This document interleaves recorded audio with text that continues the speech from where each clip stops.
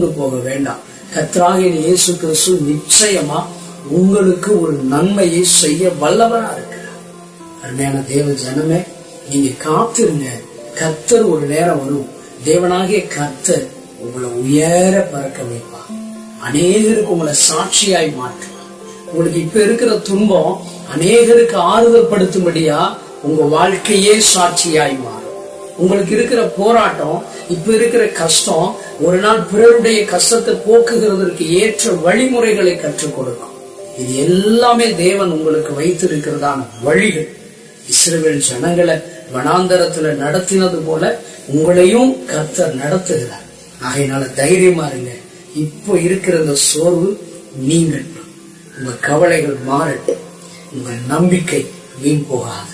காத்திருப்பதை மாத்திரம், தேவ சமூகத்துல நீங்கள் அமர்வதை மாத்திரம் ஒரு நாள் விட்டு விடாதீர்கள்.